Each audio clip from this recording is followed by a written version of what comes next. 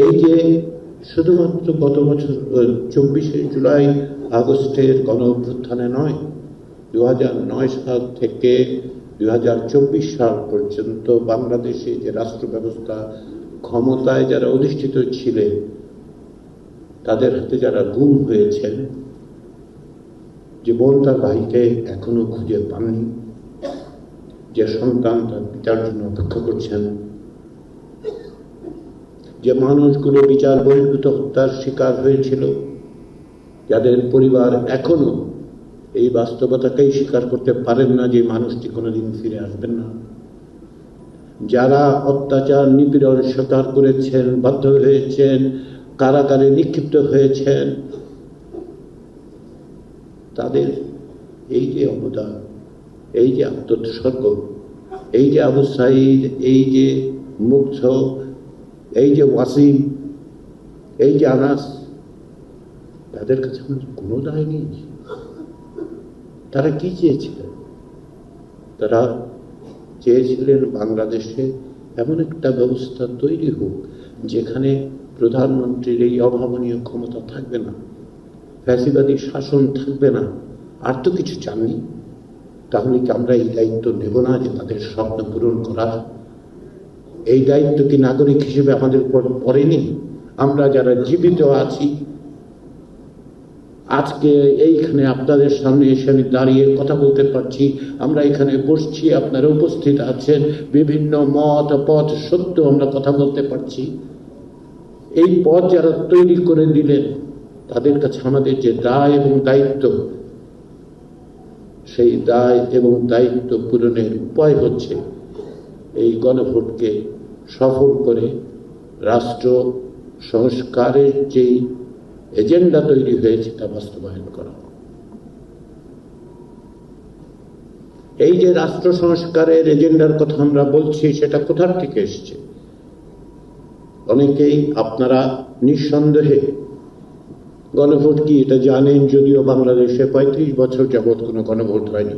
সর্বশেষ হয়েছিল 1991 সালে, এবং অন্যান্য 3টি গণভোটের সাথে পার্থক্য আছে, সেটাও আমি সামান্য উল্লেখ করবো পরে। কিন্তু গণভোট কি এটা আপনারা যারা প্রজাতন্ত্রের কর্মচারী তারা অবৈধ আছে, এটা সাধারণ মানুষের মধ্যে ধারণা না থাকাটাই স্বাভাবিক। কারণ বাংলাদেশে মানুষদের যারা ভোটার 13 কোটি, তার প্রায় 5 কোটির বয়স 37-এর নিচে। 35 বছর আগের অভিজ্ঞতা তাদের থাকবার কোনো সুযোগই নেই। 3টি নির্বাচন এদেশে হয়েছে, যেগুলোকে নির্বাচন বলে অভিহিত করাটা প্রকৃত পক্ষে অপরাধ বলেই বিবেচিত হওয়া উচিত। মানুষের আস্থা নেই নির্বাচন ব্যবস্থার উপর, কিন্তু মানুষ ভোট দিতে চান। ফলে আপনাদের কাছে কেউ যদি গণভোটের প্রশ্নে গণভোট কি এটা আপনারা সহজেই বুঝতে পারেন, সেটা হচ্ছে খুব সুস্পষ্টভাবে হ্যাঁ অথবা না। কিসে হ্যাঁ কিসে না, এইটাই হচ্ছে আসল প্রশ্ন। মানুষ জানতে চাইবে আপনাদের কাছে, আপনারা সহযোগিতা করবেন, বোঝাবেন। আমরা বলছি যে জুলাই জাতীয় সনদ বাস্তবায়নের জন্য এই গণভোট সরকারের পক্ষ থেকে আয়োজন করা হয়েছে। জুলাই জাতীয় সনদ কিভাবে তৈরি হয়েছে? জুলাই জাতীয় সনদের প্রক্রিয়াটার সবচেয়ে বড় জিনিস হচ্ছে এটি কোনো ব্যক্তির, দলের, গোষ্ঠীর, কোনো প্রতিষ্ঠানের এজেন্ডা নয়। 6টি কমিশন তৈরি করা হয়েছিল তার সুপারিশের ভিত্তিতে। জাতীয় ঐক্যমত্য কমিশন 9 মাসের বেশি ধরে 30টির বেশি রাজনৈতিক দলের সঙ্গে আলাপ আলোচনা করার মধ্য দিয়ে এই জাতীয় সনদ তৈরি করেছে। আজকে যে গণভোটের কথা আমরা বলছি, রাজনৈতিক দলগুলো জাতীয় ঐক্যমত্যের কমিশনের সঙ্গে আলোচনার সময় প্রত্যেকটি রাজনৈতিক দল এই ব্যাপারে একমত হয়েছে যে গণভোট অনুষ্ঠান করতে হবে। এই বিষয়ে কোনো রাজনৈতিক দলের মধ্যে সামান্যতম ভিন্ন মত ছিল না। তাহলে আমরা কিসের জন্য এই যে গণভোট করছি? কি কি বিষয় নিয়ে আমরা গণভোট করছি?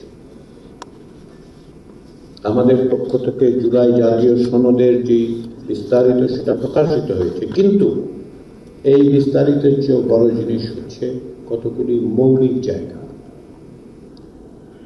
কি মৌলিক জায়গা? বাংলাদেশের মানুষ ভোট দিতে চান, অবশ্যই তারা ভোট দিতে চান। একটা সুষ্ঠু অবাধ ভোটের ব্যবস্থা যদি আপনি করতে চান, তাহলে আপনাকে কি করতে হবে?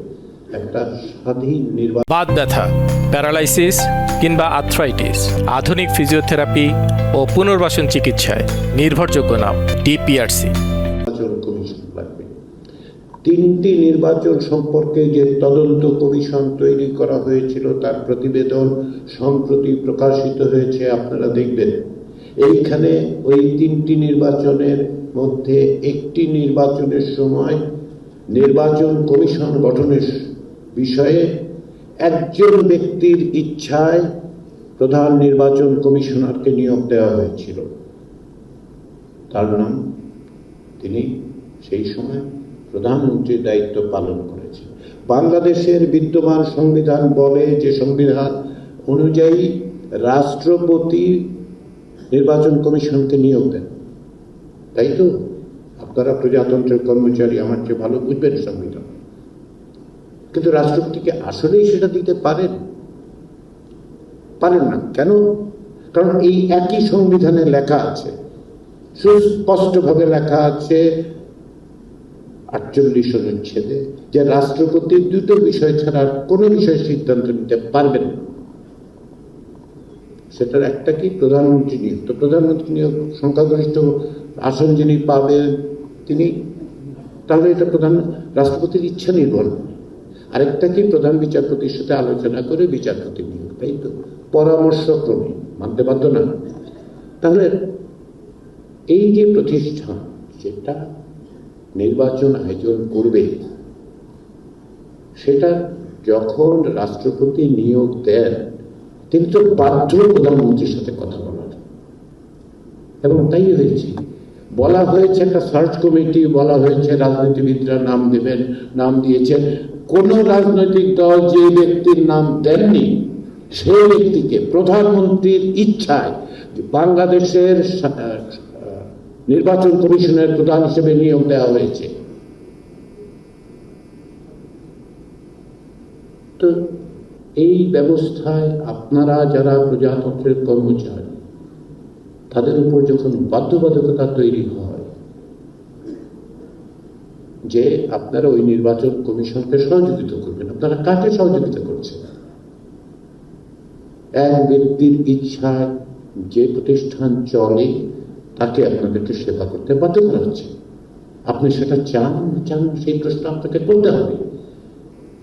কারণ বাংলাদেশের সংবিধানের 21 অনুচ্ছেদ আপনাকে এই দায়িত্ব দিয়েছে, প্রজাতন্ত্রের কর্মচারী হিসেবে জনগণের সেবা করার কথা। এই যে এক ব্যক্তির শুধু সংবিধান, শুধুমাত্র নির্বাচন সংস্কার কমিশন তো নয়, পিএসসির ক্ষেত্রে একই অবস্থা। আপনি আমাকে বলুন, আপনার সন্তান, আপনার ভাই, আপনার বউ যোগ্যতা মেধা থাকা সত্ত্বেও যদি সরকারি কাজে, সরকারি চাকরি না পায়, শুধুমাত্র এই কারণে যে তার কোনো রাজনৈতিক আনুগত্য নাই একটি দলের সাথে, সেটাই কি আপনি মানতে চান? কেননা এই দেশে একজন শীর্ষস্থানীয় ব্যক্তি ক্ষমতায় থেকে বলেছে একটি ছাত্র সংগঠনের কর্মীদেরকে, আপনারা পরীক্ষা দিন, বাকিটা আমরা দেখব। তাই হয়েছে। তাহলে এই যে প্রধানমন্ত্রীর হাতে অভাবনীয় ক্ষমতার তো শেষ নেই। তিনি প্রধানমন্ত্রী, তিনি দলের নেতা, তিনি সংসদ নেতা, এবং তিনি যা চান তাই করতে পারেন, কারণ রাষ্ট্রপতি তার অনুগত। এই ব্যবস্থাটা বদলাতে হলে কি করতে হবে? ক্ষমতার বিকেন্দ্রীকরণ করতে হবে। প্রধানমন্ত্রীর ক্ষমতার এই আধিপত্যকে আপনার কমাতে হবে। জুলাই জাতীয় সনদে রাজনৈতিক দলগুলো পারস্পরিক আলোচনার মধ্য দিয়ে এই জায়গায় উপনীত হয়েছে যে ক্ষমতার ভারসাম্য তৈরি করতে হবে। প্রধানমন্ত্রীর এই যে একক ক্ষমতা, সেই ক্ষমতা যাতে নিয়ন্ত্রিত অবস্থায় থাকে তার জন্য বিভিন্ন রকম কথা বলা হয়েছে, বিভিন্ন রকম উপায় দেওয়া হয়েছে। একটা হচ্ছে যাতে করে একটা নির্ধারিত সময়ের বেশি প্রধানমন্ত্রী কেউ না থাকতে পারে। সকল রাজনৈতিক দল এই বিষয়ে একমত হয়েছেন যে এক জীবনে এক ব্যক্তি 10 বছরের বেশি প্রধানমন্ত্রী থাকতে পারবেন না। দীর্ঘদিন থাকার ফল তো আমরা দেখেছি, 16 বছর, আরো যদি 5 বছর যোগ করেন আগের বারের 21 বছর।